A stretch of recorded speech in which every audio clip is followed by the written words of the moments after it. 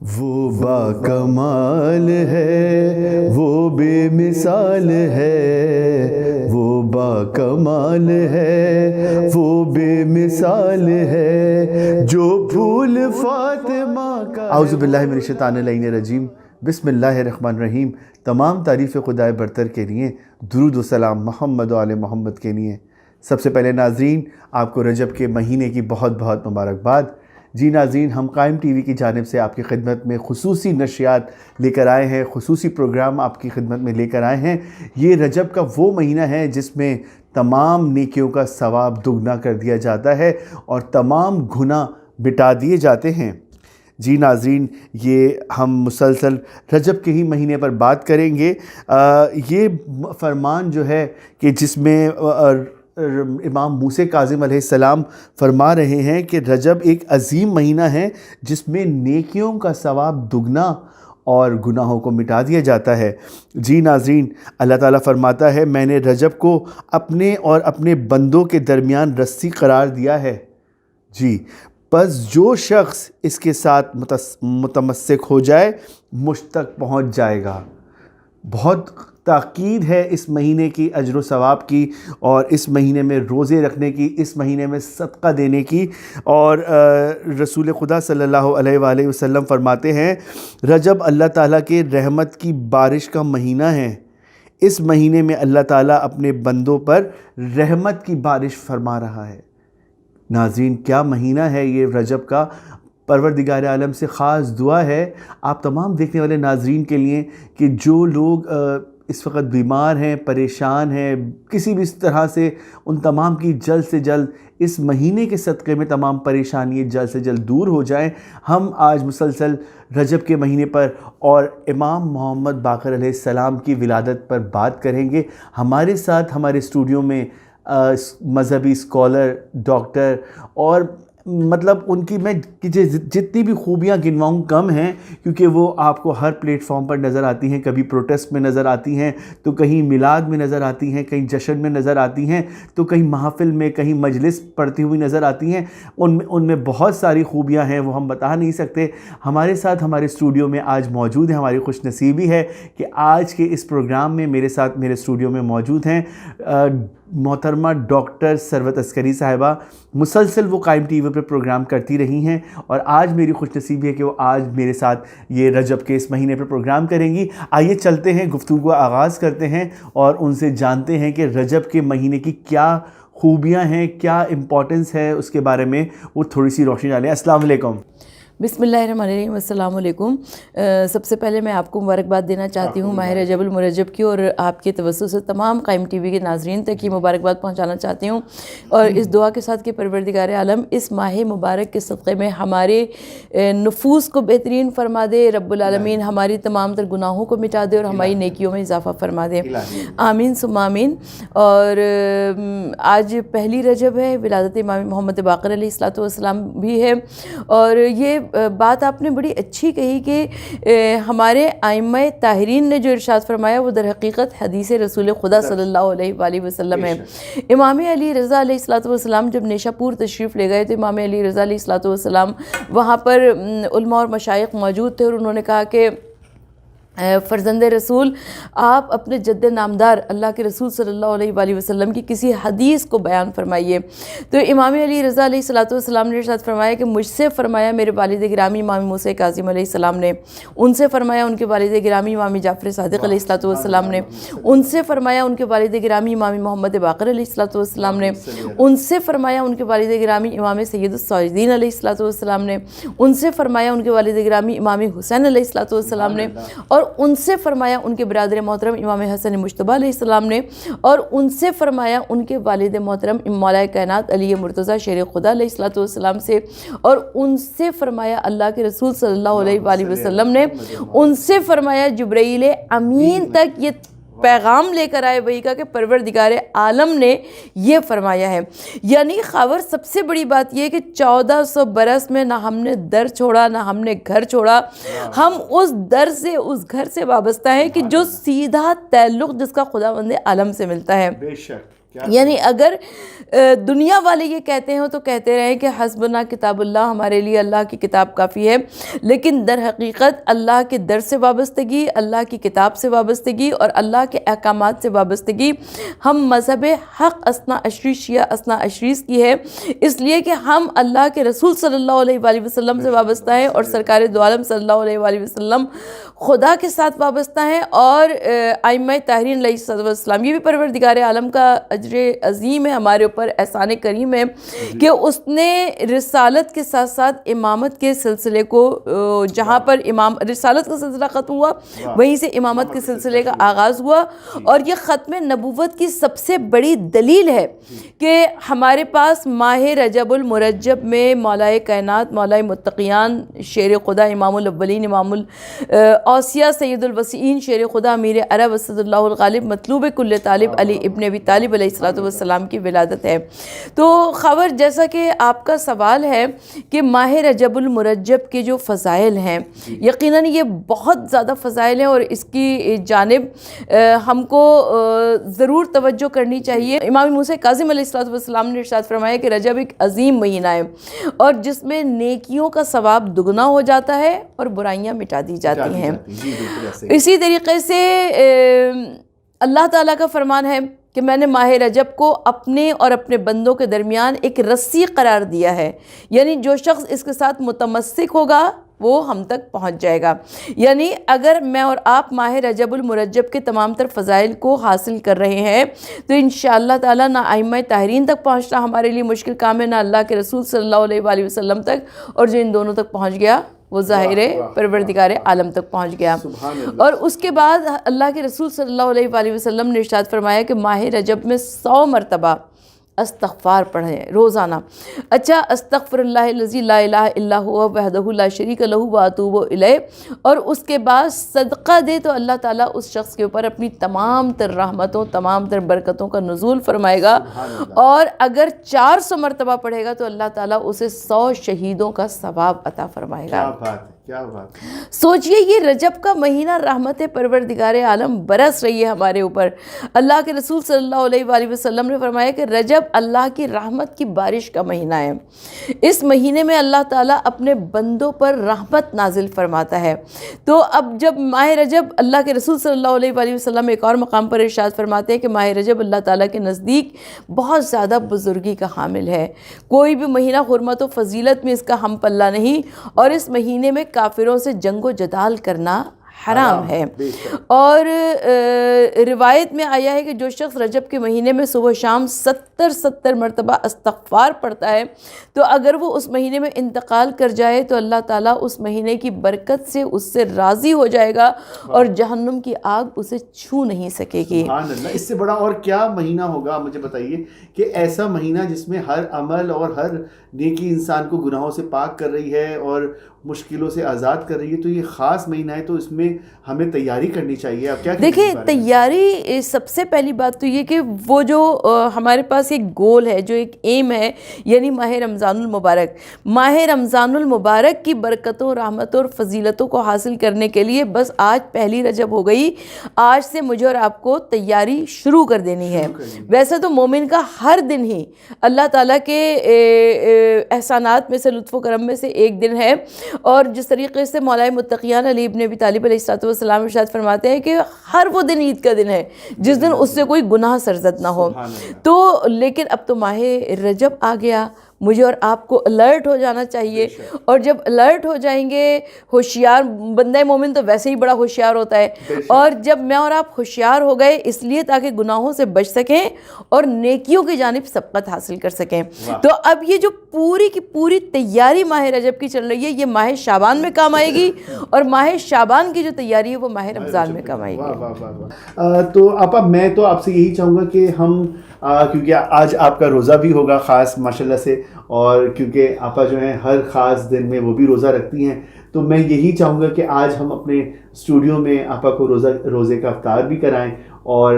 ان سے ہم اس بارے میں بات بھی کریں۔ آئیے چلتے ہیں ہم افطار کی ٹیبل کی طرف، اور آپا سے ہم اس وہاں پر بیٹھ کے بات بھی کریں گے، اور روزے کی جو خاص ان دنوں میں ان خاص ایام میں جو امپورٹنس ہے اس پہ بھی ہم بات کریں گے. آگے چلتے ہیں ٹیبل کی طرف. اب میرا آپ سے ہم لوگوں نے جو یہ آج افطار کا اہتمام کیا ہے, خاص ہمارے روزے بھی ہیں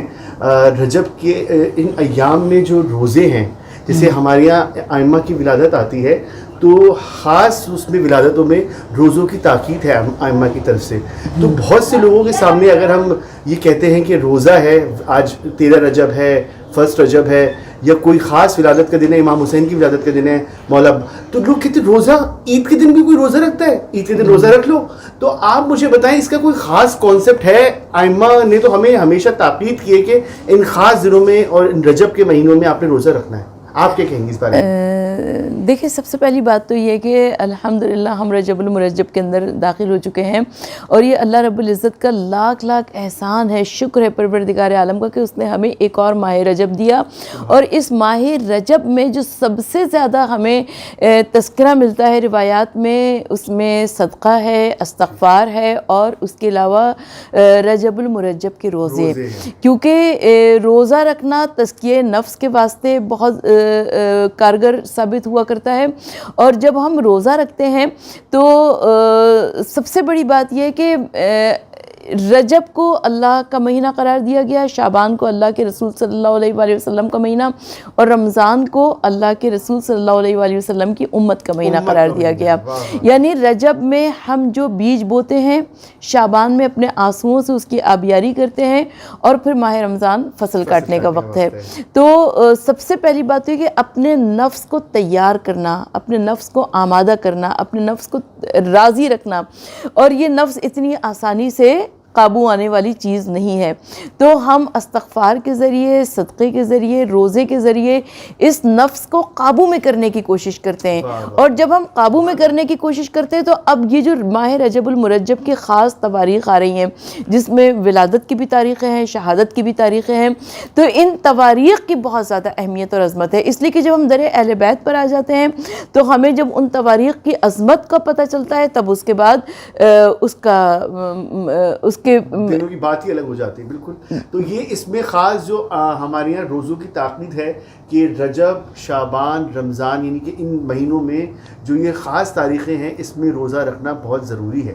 روزہ رکھنے کا بہت زیادہ اجر اور ثواب بتایا گیا ماہ رجب المرجب کے روزوں کا, بلکہ ماہ رجب کے روزوں کو متصل کرنا ماہ شعبان کے روزوں سے, ماہ شعبان کے روزوں کو متصل کرنا ماہ رمضان کے روزوں سے, یہ مسلسل جیسے 3 مہینے کے روزے کے کا ثواب کا اجر ملتا ہے. ماہ رمضان المبارک ہمارے واجب روزے ہیں, اور ماہ رجب اور شعبان میں جس کے اوپر قضا روزے نہ ہوں, اگر قضا روزے ہیں خدا نہ خواستہ, تو وہ پھر قضا کی نیت سے رکھے گا تو پروردگار عالم اسے قضا کا بھی اجر و ثواب عطا فرمائے گا, مستحب روزے کا بھی اجر و ثواب عطا فرمائے گا. اور ماہ رمضان جو ہے وہ ہمارے واجب روزے ہیں. یہ دیکھیں آپ ماشاءاللہ سے ان ایام میں ایک رونق, ایک برکت, اور آپ روزہ رکھتے ہیں تو ایک افطار کے ٹائم پر ایک وہی رونق جو آپ کو رمضانوں میں ملتی ہے, وہی ہمارے ان خاص ایاموں میں جو ہمارے ولادتوں کے اور خوشی کے دن ہیں. کیونکہ اہل بیت کے گھرانے میں خوشیاں بہت کم ہیں, تو لیکن خاص ہم آج خوشی کے موقع پر آج آپ ہمارے ساتھ موجود ہیں, تو ہم نے کہا کہ آج آپ کے لیے, کیونکہ آپ خود روزے سے ہوتی ہیں, تو ہم نے کہا روزے کا اہتمام ہونا چاہیے, اور ایک میسج ہونا چاہیے آپ کے ذریعے کہ جو لوگ یہ سوچتے ہیں کہ ہم خاص دنوں میں, ان ایام میں, ان ولادتوں کے دنوں میں روزے کیوں رکھیں, تو یہ ایک میسج تھا کہ آج آپ میسج دیں کہ لوگوں کو یہ خاص دن ہے, تو اس میں روزے کی بہت خاص اہمیت. بالکل, اس کی روزوں کی اہمیت, روزے کا اجر اور ثواب جو ہے, اگر ہم مفاتیح اٹھا کر پڑھیں, اگر ہم ائمہ طاہرین علیہ الصلوۃ والسلام کی روایات دیکھیں, تو اس کے اندر ہمیں خاص اجر اور ثواب نظر آتا ہے. تو اس خاص کون محروم ایسا ہوگا جو اپنے آپ کو اس اجر اور ثواب سے محروم رکھنا چاہے گا. تو رب العالمین ہم سب کی توفیقات میں اضافہ فرمائے, اور ہم سب کو اتنی ہمت دے کہ ہم ان تمام تر روزوں کے اجر اور ثواب کا, اور استغفار کا, اور صدقے کا اجر اور ثواب, اور ماہ رجب المرجب کے جو عظیم ترین اجر و ثواب ہے اسے حاصل کر سکیں. بہت آپ کا شکریہ. آپ بسم اللہ کیجئے. یہ نمک جو ہے خاص امام رضا کے حرم کا ہے, ماشاءاللہ ماشاءاللہ, اس سے کیجئے, اور روزے کا افطار تو بالکل یہ خاص ماشاءاللہ. اس وقت ہم روزے کا وقت ہو جاتا ہے اور آپ ہمارے ساتھ موجود ہیں. اب انشاءاللہ ہم افطار کے بعد پروگرام کنٹینیو کریں گے. آپ ہمارے ساتھ رہیے, دیکھتے رہیے قائم ٹی وی کینیڈا. وہ باکمال ہے وہ بے مثال ہے، وہ باکمال ہے وہ بے مثال ہے، جو پھول فاطمہ کا ہے وہ لاجواب ہے، وہ باکمال ہے وہ بے مثال ہے۔ جی ناظرین، ہم بریک سے واپس آ چکے ہیں اور آج ہماری اسٹوڈیو میں ہمارے ساتھ موجود ہیں ذاکرہ ڈاکٹر ثروت عسکری صاحبہ، اور وہ مسلسل بریک سے پہلے رجب اور روزے پر بات کر رہی تھی، رجب کے روزوں پر، اور آج ہم اس موضوع کو آگے بڑھاتے ہیں اور پروگرام کا سلسلہ آگے بڑھاتے ہیں، اور آج ہم اس خاص پروگرام میں ہم امام محمد باقر علیہ السلام کی ولادت پر بھی بات کریں گے، کیونکہ یہ خاص ایام بھی ولادت امام محمد باقر علیہ السلام تک کا ہے۔ تو ان کا اسم جو ہے محمد ہے، لقب باقر ہے، کنیت ابو جعفر ہے۔ میں آپ سے تائید کرنا چاہوں گا کہ آپ اس سے ٹھیک ہے۔ اور والد مولا امام سجاد علیہ السلام ہے، والدہ حضرت فاطمہ بنت امام حسن علیہ السلام ہیں، اور فرسٹ رجب جو ہے ولادت ہے 57 ہجری مدینہ منورہ میں، ایسے ہی بالکل جی۔ تو آج ہم ان کے ولادت کے موقع پر، اور ہم آپ کو مبارکباد بھی دیں گے کہ آپ ہمارے اس پروگرام میں موجود ہیں۔ ہماری ٹیم کی جانب سے، ہمارے قائم ٹی وی کے تمام لوگوں کی جانب سے آپ کو بہت بہت مبارک ہو، اور دعا ہے پروردگار عالم آپ اسی طرح یہ خدمت کرتی رہیں، کیونکہ آپ ایک خاص پلیٹ فارم کو لے کر چل رہی ہیں۔ ماشاءاللہ سے آپ ہر مقام پر آپ موجود نظر آتی ہیں، چاہے وہ پروٹیسٹ ہو، چاہے وہ کتنے ہی گھمبیر کیوں نہ ہو، لوگ ڈرتے ہیں گھروں سے نکلتے ہوئے، مرد تک نکلتے ہوئے ڈرتے ہیں، لیکن آپ وہاں بیٹھی ہوتی ہیں، آپ وہاں موجود ہوتی ہیں دھرنوں میں، اور مطلب جشن میں آپ کو ہر جگہ بلایا جا رہا ہوتا ہے۔ تو خاص آپ کو مولا نے یہ خاص ڈیوٹی بی بی نے آپ کو عطا کی ہے کہ یہ آپ اس کو بخوبی انجام دے رہی ہیں۔ تو آپ مجھے تھوڑا سا، آپ سے یہ ولادت کے ٹاپک پہ تو ہم بات کریں گے، تھوڑا سا مجھے بتائیں کہ یہ آپ نے جو سلسلہ ماشاءاللہ سے اتنا بڑھایا، تو آپ کو دشواریاں تو اس میں آئی ہوں گی، اور جب آپ نے یہ سلسلہ شروع کیا اپنے پڑھنے کا، اور یہ آپ نے پی ایچ ڈی بھی کی ساتھ ساتھ، تو تھوڑا سا اس بارے میں بھی، اپنی زندگی کے بارے میں تھوڑا سا بھی بتائیں کہ یہ کیسے آپ نے اتنا سب کچھ مینیج کیا، آپ نے گھر کو بھی دیکھا اور ان سب جگہوں کو بھی نہیں چھوڑا اور مولا کی ڈیوٹی کو بھی نہیں چھوڑا۔ سوال آپ کا بڑا اچھا ہے خاور، لیکن بیٹا سب سے پہلی بات تو یہ ہے کہ آپ کے سوال میں ایک لفظ آ رہا ہے جس کو اگر ہم آگے لے کر بڑھیں تو وہ بہت اچھا ہوگا، وہ ہے لفظ ڈیوٹی۔ جی، جب در اہل بیت سے آپ کو کوئی ذمہ داری دی جاتی ہے، در اہل بیت سے آپ کو کوئی ڈیوٹی دی جاتی ہے، تو اس ڈیوٹی کو صحیح طور سے ادا کرنا ہی آپ کی زندگی کا سب سے بڑا مقصد ہوا کرتا ہے۔ تو میں خود آج میں زندگی کی جس سٹیج پر ہوں تو میں حیران ہوتی ہوں کہ میں نے کیسے یہ سب کچھ کر لیا، کہ گھر بھی دیکھا، بچے بھی دیکھے، اپنی پڑھائی بھی جاری رہی، پھر شادی بھی بڑی کم عمری میں ہو گئی تھی، اور اس کے بعد میٹرک کے بعد میری شادی ہو گئی تھی، ایف ایس سی تو میں نے شوہر کے گھر سے کیا، اور اس کے بعد پی ایچ ڈی تک میں پہنچی۔ تو حقیقتاً میں یہ کہوں، اچھا پی ایچ ڈی جو آپ بتاتی ہیں، پی ایچ ڈی جو تھا وہ ایک خاص آپ کے ہسبینڈ کی طرف سے اصرار تھا کہ وہ کریں، آپ ایسے ہی کچھ؟ اصل میں خاور، میں نے جب 2008 میں حج خانہ کعبہ کے واسطے گئی تو میں وہاں پر طواف کعبہ کیا کرتی تھی، تو میرے ہاتھ میں دعاؤں کی مسنون کتابیں ہوا کرتی تھیں، تو جب میں حتیم سے آگے نکل جاتی تب تک تو میں اپنی دعائیں پڑھا کرتی تھی جو کتاب میں موجود ہوتی تھیں۔ جب حتیم سے آگے نکل گئے، اب حجر اسود تک پہنچتے پہنچتے میں اللہ سے اپنے دل کی باتیں کیا کرتی تھی، تو میں اس وقت کہتی تھی کہ پروردگار عالم، یہ کام تو ہر عورت کرتی ہے، یعنی گھرداری، شوہرداری، بچے پالنا، سالن روٹی پکانا، یہ کام تو ہر عورت کرتی ہے، خدایا تو مجھ سے کوئی ایسا کام کرا لے کہ جو تیری بارگاہ میں قبول مقبول ہو جائے، رسول صلی اللہ علیہ وآلہ وسلم اور ائمہ اہل بیت کی بارگاہ میں قبول مقبول ہو جائے۔ میں وہاں سے ذی الحجہ میں واپس آئی ہوں حج خانہ کعبہ کر کے، اس کے بعد ایام اضحیٰ کا آغاز ہو گیا، محرم اور سفر۔ جب ربیع الاول آیا یا ربیع الثانی آیا تو کسی نے کہا کہ فیڈرل اردو یونیورسٹی میں ایم فل میں ایڈمیشنز ہو رہے ہیں، تو اور کہا کہ ایوننگ میں ایڈمیشنز ہو رہے ہیں۔ تو یہ وہ وقت تھا کہ جب میرے بچے اتنے بڑے ہو چکے تھے کہ وہ شام میں بیٹھ کے اپنا ہوم ورک کمپلیٹ کیا کرتے تھے، تو میں نے کہا کہ بچے بھی اپنا ہوم ورک کر رہے ہوں گے، اتنی دیر میں بھی کلاس لے کر آ جایا کروں گی۔ اس طریقے سے وہ ایم فل کا سفر شروع ہوا 14 ایئرس کے گیپ کے بعد.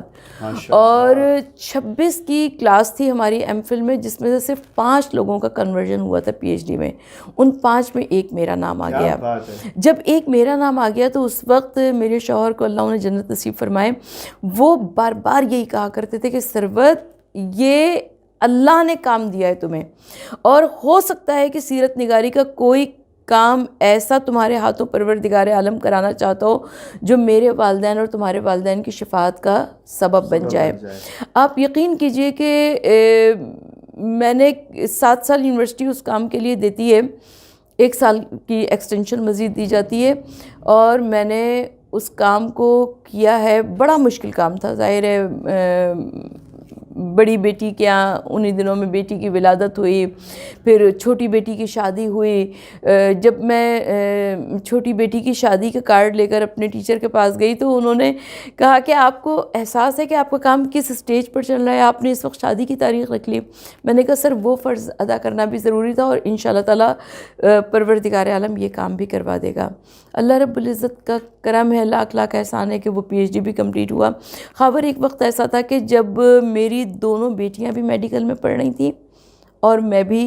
پی ایچ ڈی کر رہی تھی، تو میرے بچے ہنستے تھے، کہتے تھے کہ دیکھتے ہیں کہ پہلے کس کے نام کے ساتھ ڈاکٹر لگتا ہے. سبحان اللہ. تو لیکن بچیوں کے سر پر میں تھی ان کو پروٹیکٹ کرنے کے لیے. تو پہلے ان دونوں کی تعلیم مکمل ہوئی اور اس کے بعد پھر میری بھی ہوئی. ایک بہت بڑا سفر ہے جو آپا مسلسل طے کرتی آئی ہیں، اور یہ ان کو خاص ڈیوٹی بیوی نے عطا کی کہ وہ ہر پلیٹ فارم پر نظر آتی ہیں اور بخوبی نظر آتی ہیں، اپنی ڈیوٹی کو بے انتہا خوبی سے نبھا رہی ہیں. کہ یہ آج ہمارے ساتھ اسٹوڈیو میں موجود ہیں، ہماری خوش نصیبی ہے. ائمہ پر بات کرتے ہیں. آپ مجھے بتائیے گا کہ آج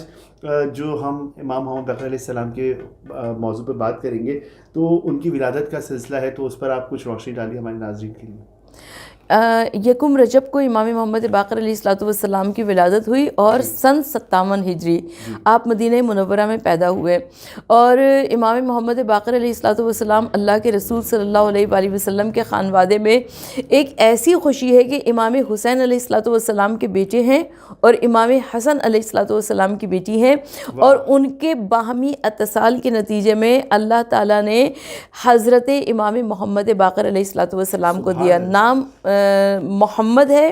ائمہ تحرین علیہ السلام میں ہمیں یہ پہلے محمد نظر آتے ہیں، اور 14 معصومین میں ہمیں یہ دوسرے محمد نظر آتے ہیں. اور لقب ان کا ہے باقر. باقر کے معنی ہے علوم کو شگافتہ کرنا. تو یعنی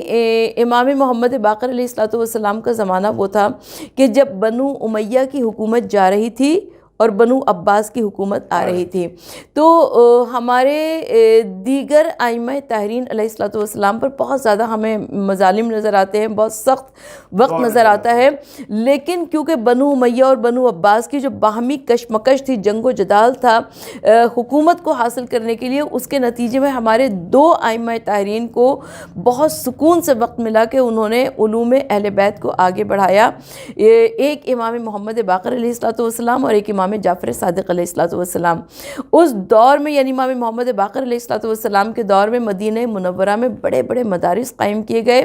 اور یہی مدارس جو تھے آگے چل کر مدرسہ امام جعفر صادق علیہ السلام کہلائے. روایت یہ کہتی ہے کہ بنو امیہ کا ایک بادشاہ آیا مدینہ منورہ میں، اور ظاہر ہے جب بادشاہ آیا کرتے ہیں تو بڑا زر و دولت خزانے وزانے ساتھ لے کر آیا کرتے ہیں. تو لوگ بھی گئے ملاقات کے لیے. اب جو بھی آتا تھا اس کو بہت کچھ دے دیا جاتا تھا، مگر وہ نہ آئے جس کا ان کو انتظار تھا. امام محمد باقر علیہ السلام جب رات کا اندھیرا چھا گیا تو اس نے کسی سے پوچھا کہ کہاں ہے وہ محمد باقر علیہ السلام. کہا کہ وہ کہاں ہوں گے، وہ تو درس دے رہے ہوں گے، مسجد نبوی میں ہوں گے. مسجد نبوی میں اموی بادشاہ پہنچا اور اس نے ایک ستون کی آڑ سے دیکھنا شروع کیا کہ امام محمد باقر علیہ السلام تشریف فرما ہے، اور ان کے سامنے سینکڑوں طلباء علم موجود ہیں، زانو ادب کو تہ کیے بیٹھے ہوئے ہیں، اور امام محمد باقر علیہ السلام کی درس و تدریس چل رہی ہے. اب جو بنو امیہ کا بادشاہ تھا وہ سننے کی کوشش کرتا رہا، کہ سمجھنے کی کوشش کرتا رہا کہ وہ کیا پڑھا رہے ہیں. اچھا اب مسجد میں کیا پڑھایا جا سکتا ہے، آپ کا ذہن کیا کہتا ہے، ہمارے ناظرین کا ذہن کیا کہتا ہے؟ یقیناً قرآن، حدیث، فقہ، تفسیر. مگر امام محمد باقر علیہ الصلوۃ والسلام وہ پڑھا رہے تھے کہ جو اس کی سمجھ میں نہیں آیا. اس نے پوچھا کہ آپ کیا پڑھا رہے ہیں؟ امام محمد باقر علیہ الصلوۃ والسلام نے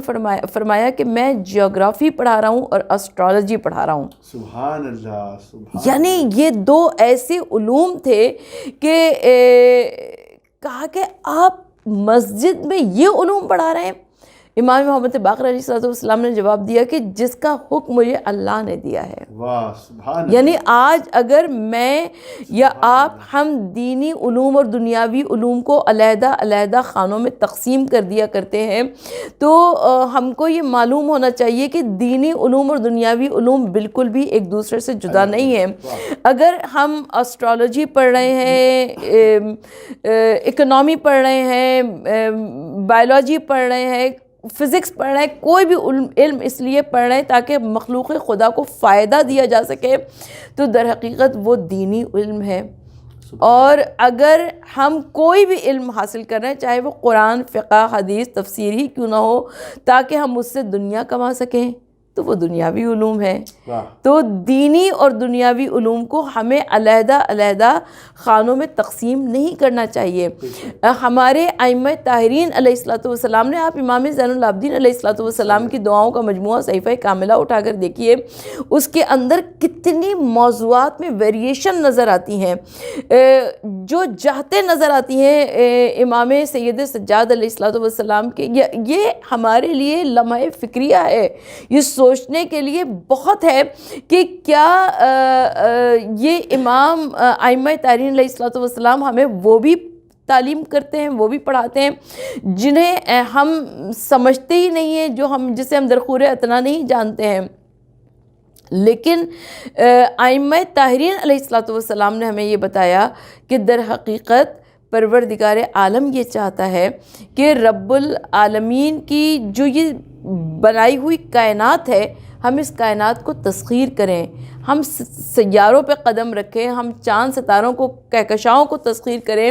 ہم سمندروں کے پانیوں کو تسخیر کریں. اور تسخیر کائنات اللہ نے انسان کے واسطے رکھی ہے، اور جتنا جتنا ہم اس کائنات کو تسخیر کرتے چلے جائیں گے، کائنات کے علوم ہم پر ویسے ویسے کھلتے چلے جائیں گے. میں آپ سے بھی، ہاں بالکل آپ نے بہترین اس بارے میں روشنی ڈالی. لیکن اچھا، امام محمد باقر علیہ السلام کی تو زندگی میں بہت زیادہ آگے جا کر جب ان کی جب پیدائش ہوئی تو اس کے کچھ ہی ٹائم بعد کربلا کا واقعہ بھی ہوا. انہوں نے وہ منظر بھی اپنی آنکھوں سے دیکھے، اور مطلب یہ نہیں کہ ان کا بچپن تو مطلب مشکل ترین بچپن نہیں تھا. آپ اس کے بھی تھوڑا سا بتائیے گا. بیٹا خاور، دیکھیں سب سے پہلی بات تو یہ ہوتی ہے کہ ہمارے تمام ائمہ طاہرین علیہ الصلوۃ والسلام نے اپنے اپنے طریقے سے احکام امامت کو سر انجام دیے، امور امامت کو سر انجام دیے، چاہے کتنی ہی مشکلات پیش آئیں، چاہے کتنی ہی پریشانیاں پیش آئیں. واقعی کربلا میں امام محمد باقر علیہ الصلوۃ والسلام موجود تھے، اور امام محمد باقر کم سن تھے لیکن موجود تھے. اور امام محمد باقر علیہ الصلوۃ والسلام نے اپنی آنکھوں سے واقعات کربلا کو بنفس نفیس دیکھا ہے. اور آپ نے عاشورے کا روز بھی دیکھا، آپ نے حضرت عباس کے بازو کٹتے ہوئے بھی دیکھا، آپ نے امام علی مقام کے گلے پر شمر کا خنجر چلتے ہوئے بھی دیکھا، آپ نے اپنے بابا امام سید سجاد کے گلے میں طوق خاردار بھی دیکھا، ان کے ہاتھوں اور پیروں کو زنجیروں سے جکڑے ہوئے جانا بھی دیکھا، اور آپ نے جناب زینب کبریٰ سلام اللہ علیہا کے سر سے چادر چھنتی ہوئی بھی دیکھی. اور امام محمد باقر علیہ الصلوۃ والسلام نے شام کے زندان میں پھوپھی سکینہ کے جنازے کو قبر میں اترتے ہوئے بھی دیکھا، اپنے بابا امام سید سجاد کے ہاتھوں پر وہ ننھا سا جنازہ بھی دیکھا. تو ان تمام حالات اور واقعات نے امام محمد باقر علیہ الصلوۃ والسلام کو وہ ایک حدیث ہے امام محمد باقر علیہ الصلوۃ والسلام کی، جسے میں جب بھی پڑھتی ہوں میں حیران ہو جاتی ہوں. امام محمد باقر علیہ الصلوۃ والسلام نے فرمایا اپنے فرزند امام جعفر صادق علیہ الصلوۃ والسلام سے کہ بیٹا، میرے آذوقے میں جو کچھ بھی موجود ہے اس میں سے ایک مخصوص رقم کو مقرر کیا، کہا کہ جو افراد میدان منی میں ہمارے جد امام حسین علیہ السلام کی عزاداری کریں تو ان کو بطور وصیت اس میں سے کچھ دیا جائے۔ تو مجھے سمجھ میں نہیں آیا، اس لیے کہ نہ اس سے پہلے کسی امام نے ایسی وصیت کی، نہ اس کے بعد کسی امام نے ایسی وصیت کی، جو کہ امام محمد باقر علیہ السلام کی وصیت ہے۔ لیکن امام محمد باقر علیہ السلام نے عالم کمسنی میں ان تمام حالات و واقعات کو اپنی آنکھوں سے دیکھا، اور اپنی آنکھوں سے دیکھتے ہوئے امام محمد باقر علیہ السلام نے جب واپس لوٹ کر مدینہ آئے ہیں تو آپ نے اپنے بابا امام سید سجاد کے اوپر ظلم، جبر اور استبداد کی ان مرحلوں کو دیکھا کہ امام سید سجاد باوجود اس کے کہ آپ امام ہیں، باوجود اس کے کہ آپ حجت خدا ہیں، باوجود اس کے کہ آپ امت کی اصلاح کے فرائض کو سونپا گیا تھا آپ کو، مگر اس کے باوجود آپ کھلم کھلا تبلیغ نہیں کر سکتے ہیں۔ اسی وجہ سے امام سید سجاد نے دعاؤں کا سہارا لیا، مناجات کا سہارا لیا، اور مناجات کے ذریعے، دعاؤں کے ذریعے ان تمام تر فلسفوں کو، ان تمام تر الہی تعلیمات کو پہنچایا، تاکہ لوگ ان دعاؤں کو پڑھیں گے اور لوگوں کی زبان پر وہ تمام تر توحید پروردگار عالم جاری و ساری ہوگی۔ تو امام محمد باقر علیہ السلام نے وہ تمام مشکل اوقات دیکھے، اور اس کے بعد امام محمد باقر علیہ السلام نے وہ وقت بھی دیکھا کہ بنو امیہ کی حکومت کو جاتے ہوئے اور بنو عباس کی حکومت کو آتے ہوئے، اور یہی وجہ ہے کہ حضرت امام محمد باقر علیہ السلام سے ہی علوم اہل بیت کا آغاز ہوا۔ سبحان اللہ۔ جی آپ کا بہت شکریہ کہ آپ نے اپنے خاص وقت میں سے، کیونکہ یہ آپ کا روزہ بھی اور ساتھ اس میں آپ نے یہ وقت نکالنا، کیونکہ آپ مسلسل آپ کی مصروفیت بہت زیادہ ہوتی ہے، تو ہم آپ کا بہت شکریہ ادا کرتے ہیں، بہت مبارکباد آپ کو دیتے ہیں آج کے دن کی بھی اور رجب کی، اور دعا ہے پروردگار عالم آپ کو اسی طرح ان پروگراموں میں، ہمارے قائم ٹی وی کے مسلسل آپ نے پروگرام کرتی رہی ہیں اور بھی کرتی رہیں، تو ہماری دعائیں آپ کے ساتھ بہت ساری ہیں۔ جی ناظرین، ہمارے اس پروگرام کا وقت اب ختم ہوتا ہے، انشاءاللہ اگلے پروگرام کے لے کر آپ کی خدمت میں آئیں گے۔ دیکھتے رہیے قائم ٹی وی کینیڈا۔ وہ با کمال ہے، وہ بے مثال ہے، وہ با کمال ہے، وہ بے مثال ہے، جو پھول فاطمہ کا ہے وہ لاجواب ہے، وہ با کمال ہے، وہ بے مثال ہے، جو پھول فاطمہ کا ہے وہ لاجواب ہے، اولنا محمد، اوسطنا محمد، آخرنا محمد، کلنا محمد۔